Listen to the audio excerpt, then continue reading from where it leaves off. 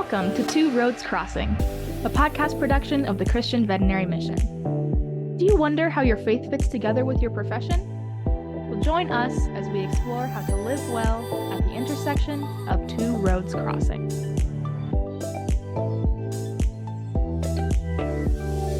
Welcome to Two Roads Crossing. I'm your host, Curtis Gibbs, and we explore the intersection of faith and veterinary medicine. And today we're on the road with Katelyn and Aaron Comer, coming to us from St. Kitts down there near Ross University. So Comers, welcome to the pod. Thank you. Thanks for having us. Well, we're so glad.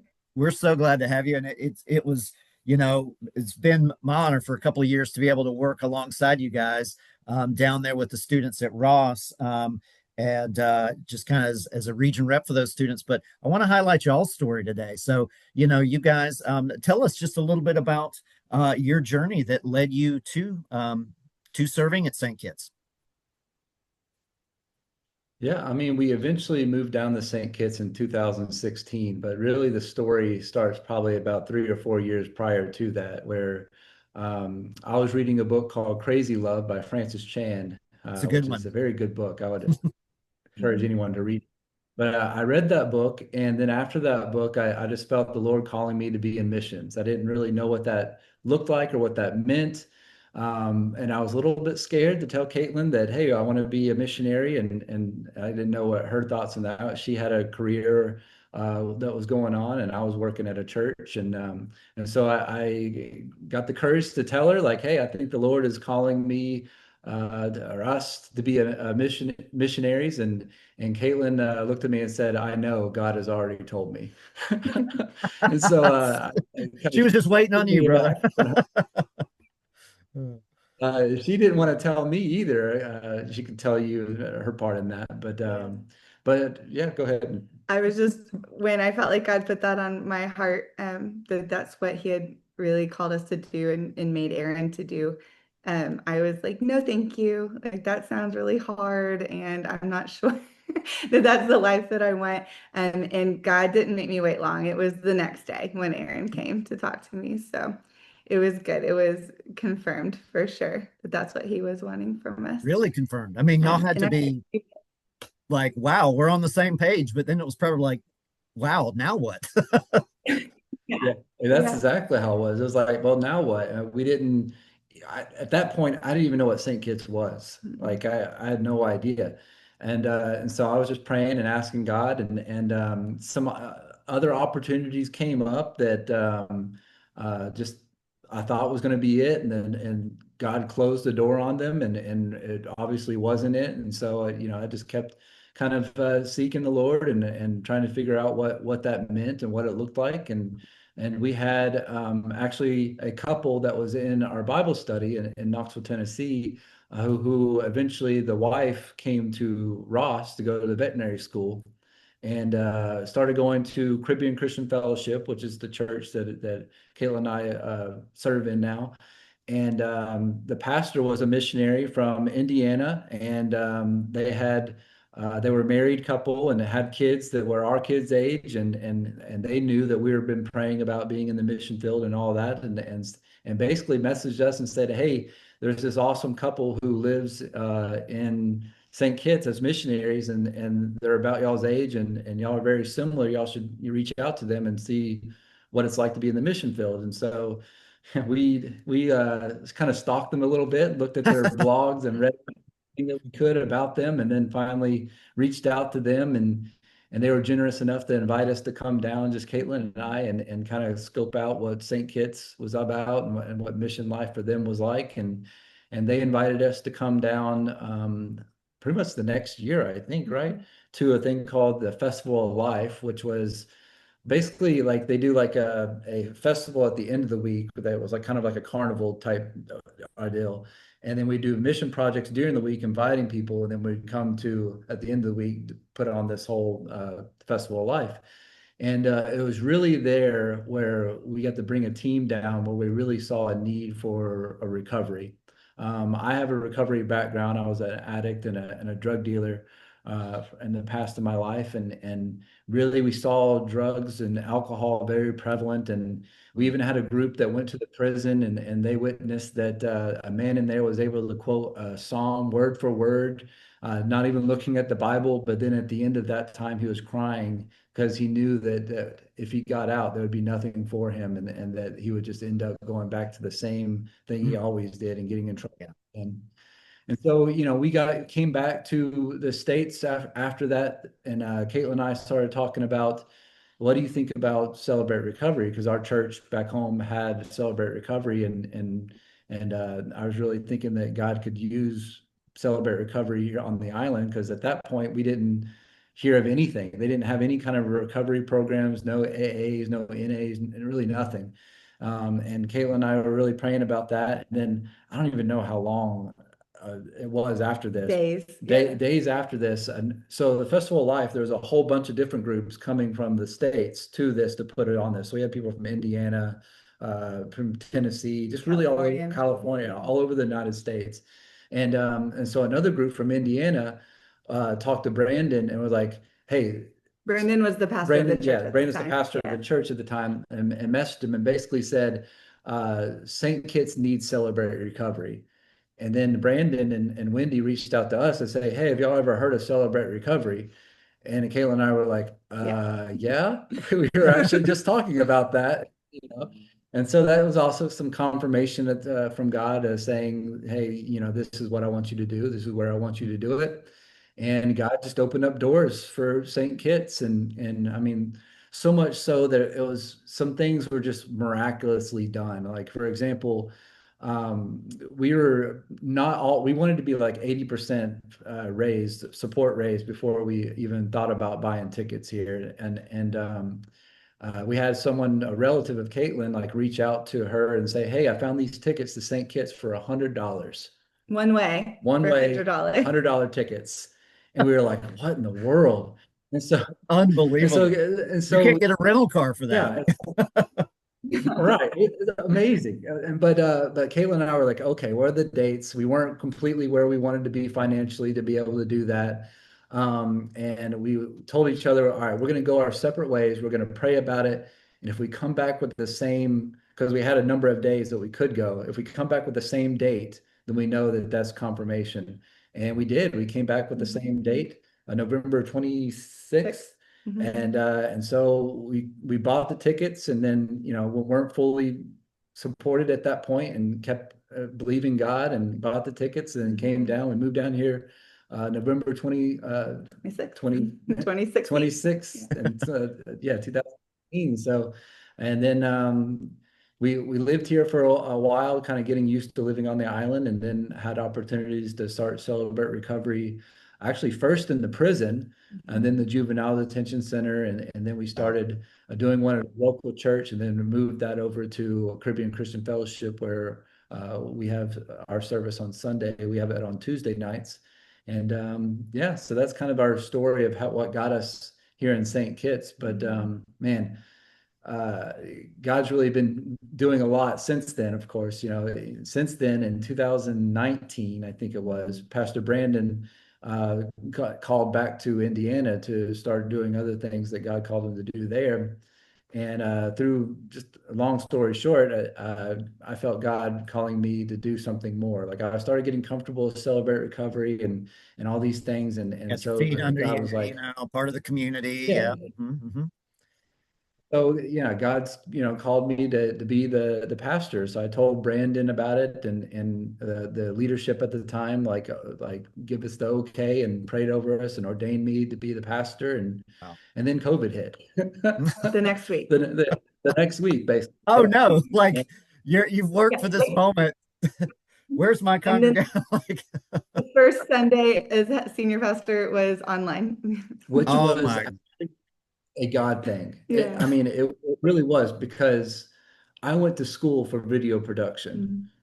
So I knew how to do video and editing and all these things. And so I was just like, all right, well, I'm just going to record messages. We're going to go live on Facebook. We're going to, just do this thing.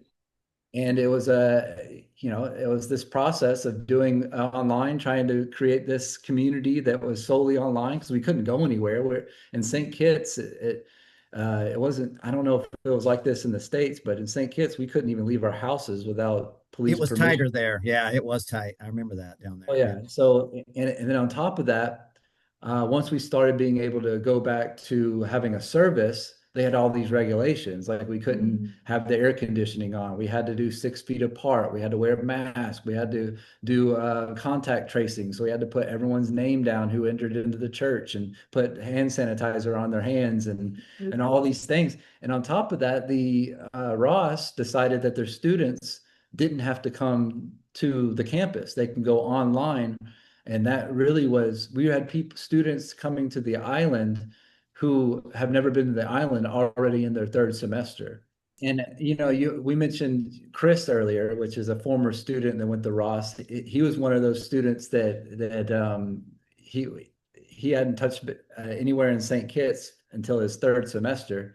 Wow. And so we started meeting back in person. It was just this really slow process of getting the word out again and people coming to church and growing as a church. And when we first started getting back, the people that were running our worship, before the service we do worship, they all left, and so like they didn't come back, and so we had to do worship on a screen essentially because Katelyn and I didn't know how to play instruments at the time, Yeah. and so we just did worship on the screen, and really, Chris, yeah, he really took that on and saw that and was like, hey, why do y'all do worship on a screen? We're like, well, we're not musically talented other than maybe singing. And so he kind of took on the being a worship leader and went to the church and actually he taught Katelyn how to play guitar and me how to play bass. And so now we're actually leading worship and I was about to say, I didn't know that this. I've seen y'all lead worship, so I didn't know the preamble story to y'all learning that skill. Dr. Chu, he's just a yeah, constant surprise. Dr. Chris T is is. Yep. amazing. Yeah.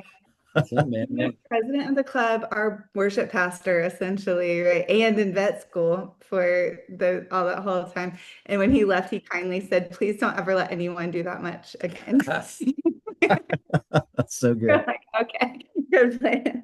So, he's incredible. Yeah. Mhm. Yeah. But yeah, so we just slowly kind of, more and more students were coming and man, really took on being a community in St. Kitts because I mean all these students that go to Ross, at least majority of them, they leave home wherever they are, they come here and they're trying to figure out who they are as a Yeah. person, who they are as a believer.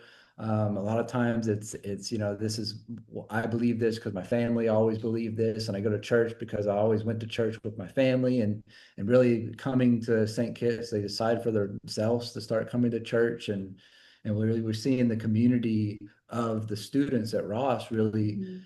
inviting each other, being a part of each other's lives, really being there when you know Things are hard. things are hard as in a lot of times they are in Yeah. vet school. And we just, God just started growing and growing. And, we go through the book of the Bible, chapter by chapter, verse by verse, usually on Sunday. And so people are getting the word and getting that community, and the Lord's moving, man. It's Man, been really cool to be a part of. that's so good. And I think about, because how our paths intersect as far as, Christian veterinary mission, you guys are, there's a vet school there, right, at Ross, and we try to be at all the vet schools, and especially like you allude to with these students, they are most of them, if not all of them, are moving cross culturally, right? They're leaving their support networks, their families, or whatever. I mean, we've had, you know, young moms bring their kids down there. I think it was just down there, we've had, and then, there's been problems with the housing and such. So there's not like a perfect dorm facility right there on campus where everybody can throw the frisbee together. Like these students are having to figure out cars and living, and then also vet school. And so to have a church and to have missionaries like you guys that obviously do your own church and your own thing, but are also there to work with the students, and there's a lot of intersection there, it's an incredible calling, guys. It's a really neat and necessary thing for the kingdom. If I can speak to how the church and the club got connected, or really that history, because I think that's really cool. The club had, so CVM, I don't know exactly how that worked, but way before our time had come down, right, and connected with students and gotten a CVF club started at Ross. And so that club would meet together, and then through a series of events, they were sort of disbanded as an official club at Ross for a season. And so they decided to continue to meet together anyway off campus. And so they started having their club meeting, from our understanding, on Sunday mornings. So they called it club meeting, but they had worship and a message and even space for kids, for the families that were there, right? And it was mostly students and faculty that would gather together. And so when Brandon and Wendy Grayson, that we had spoke of earlier, moved down in 2011 to be missionaries on the island, they got connected with that club and really started helping, like, pour into it as a church, and were finally asked, would they be willing to pastor it as a church? And so they took over. So our church birthed out of the CVF club at Ross. Like, that was the foundation of the church. And so then the Graysons worked with the club leadership and Ross, administration, I guess, admin, to get the club reestablished back on Ross campus as its own, right, as an official club. And so the church and the club became two separate ministries, and the church grew with people who are not students as well, expats on the island, local people on the island, or immigrants on the island, but has always had that really deep connection with Ross and with the club. And really, without CVM, without CVF, our church wouldn't exist, right, on this island. And so then when we got to come down, all of that work really had already been done, right? We got to join in with a church that already had this amazing support system set up for the students, and learn from that. And now God's given us such a heart for these students and wanting to pour back into them. I love it. I love it. Well, I want to highlight that in that relationship, and that's so great that to bring that history forward. But I also want to highlight you guys. Again, I think your story is awesome. Tell us a little bit about what you see in St. Kitts. I mean, you mentioned going down there, and noticing, addiction being a problem and nowhere to go. So Celebrate Recovery is still kind of a strong aspect of what's going on with one of your main ministry outlets. Is that still pretty strong? Yeah, we still meet on Tuesday nights at the church, and do like a Celebrate Recovery regular meeting.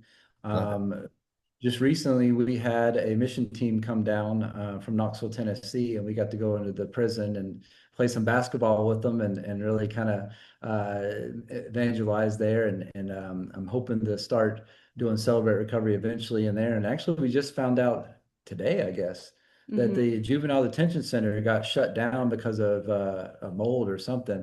And they just today announced that they're reopening it. And so, I don't know what God's got in store for that, but that's exciting as well. Sure. We've seen such really cool stories of people, like, coming in and finding out that there is hope in recovery, because culturally here, there's just a sense of, like, if you're in an addiction or in a hard place, that there's really no hope, that's just kind of the way things are. But we're still kind of up against a lot of cultural hindrances of just, it's a small country. It's like living in a small town. People don't really trust that there's a safe place maybe to share. And culturally, that's not very normal to share about what's going on in your life. So I feel like there's still a lot more work to do recovery wise.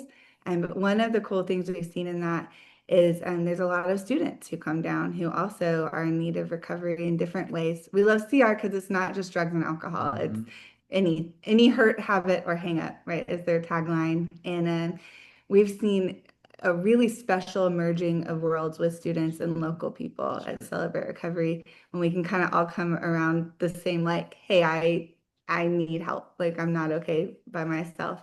And then support and encourage one another. It really helps to, I think, cross a lot of those cultural bridges, and that can be a big challenge for a lot of the students and the local people here.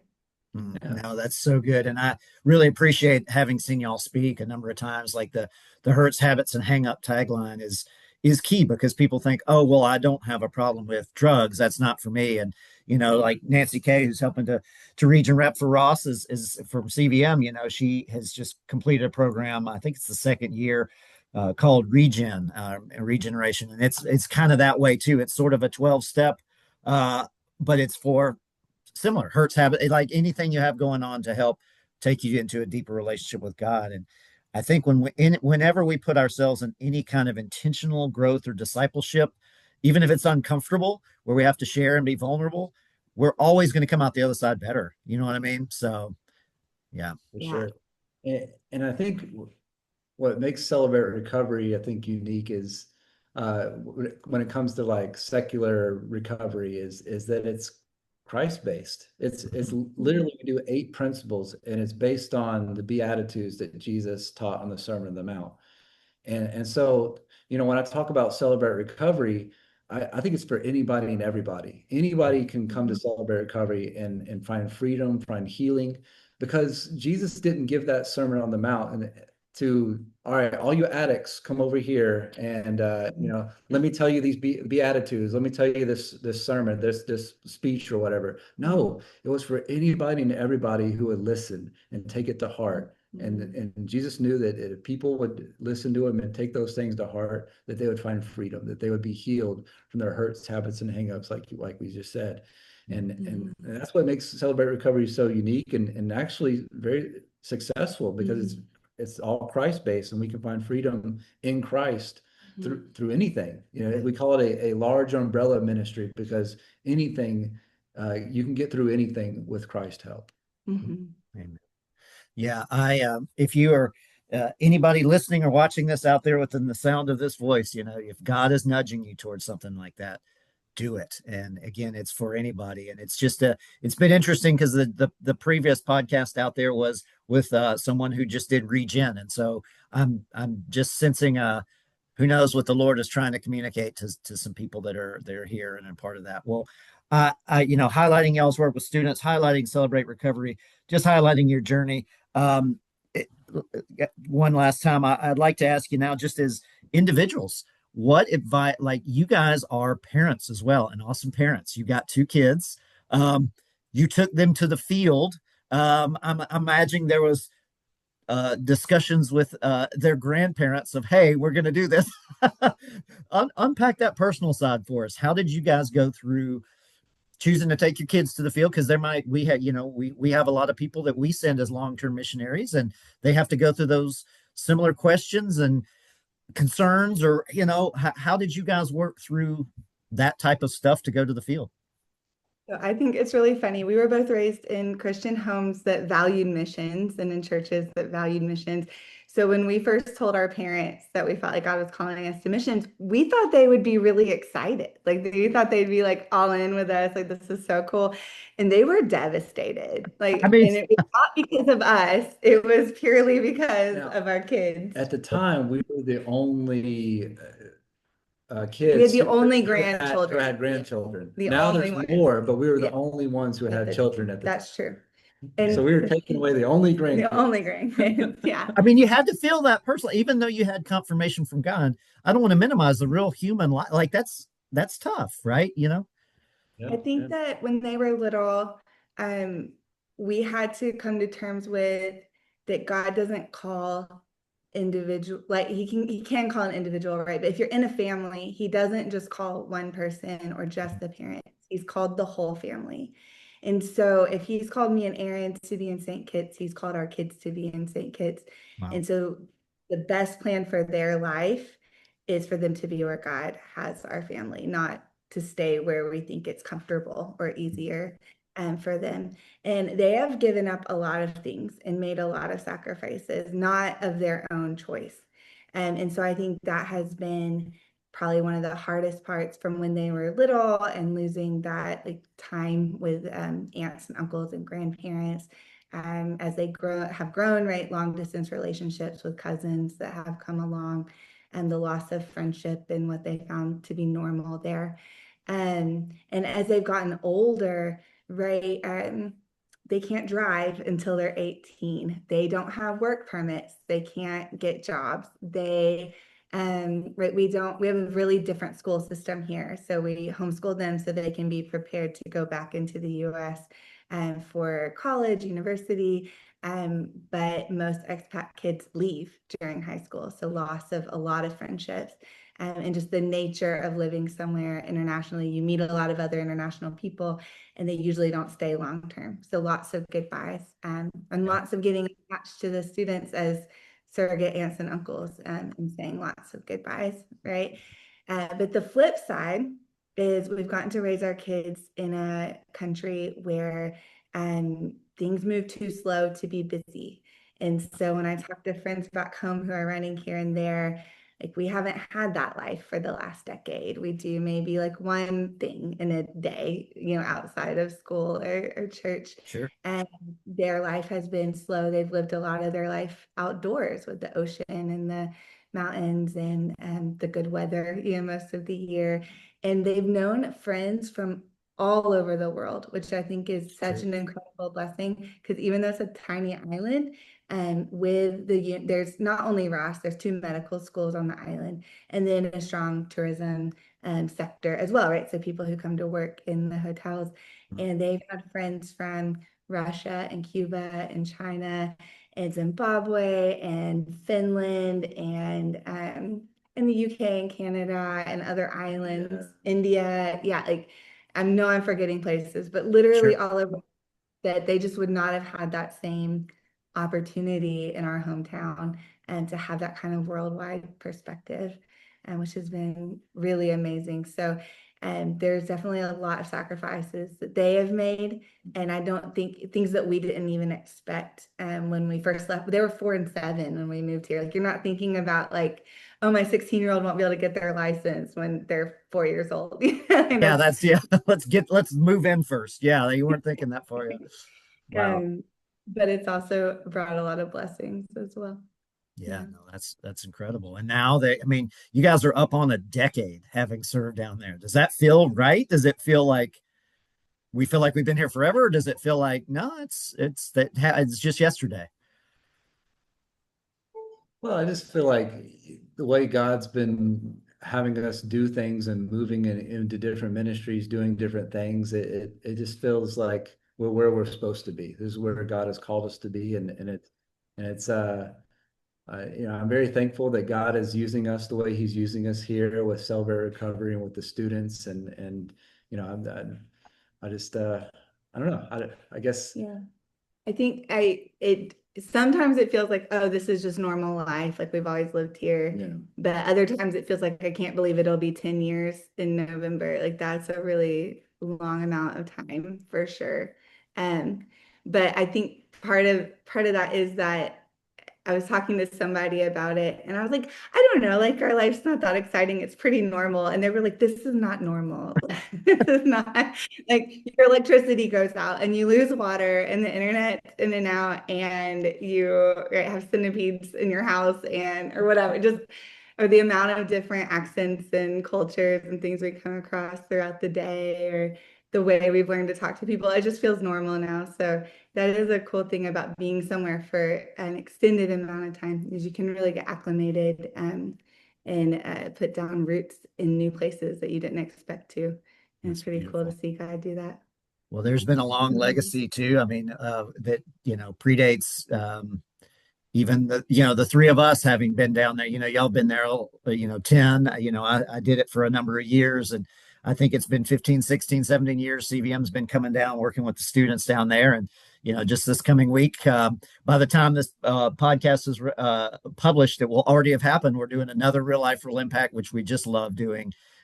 We'd love to be down there more, but at least getting CVM down there once a year, and a long history of people, that have come and served. Some have come a long time, some are, you've got just a whole crew that are dedicated, and like Paige and Ginger. You got students coming back, like Chris and Katelyn are coming back. Like, it's fun that those students, you get to say goodbye, but they're so invested, they get to come back. And Melanie and Luke, I think are even personal, love you guys so much. They support you guys in your ministry too. And the monitors, just a whole bunch of awesome people.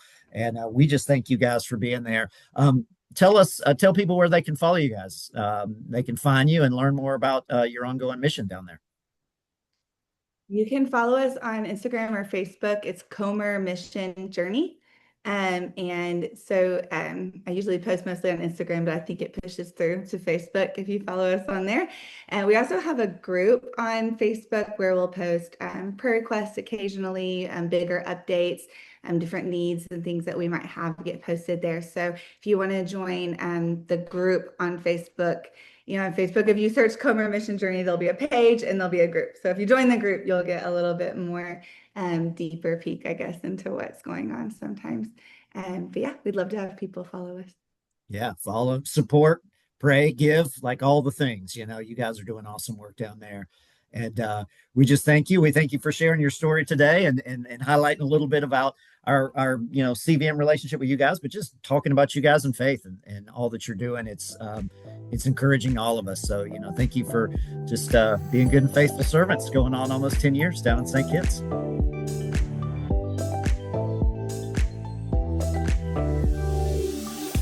Thank you for listening to Two Roads Crossing, a podcast production of the Christian Veterinary Mission.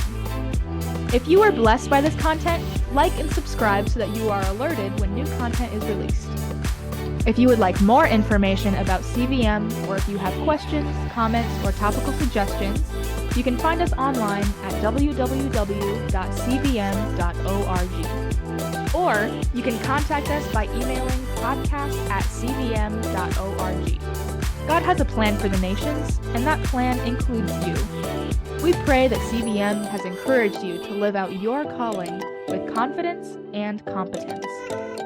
So, until next time, may the voice of the shepherd ring loud and clear as you follow him in faith to the intersection of two roads crossing.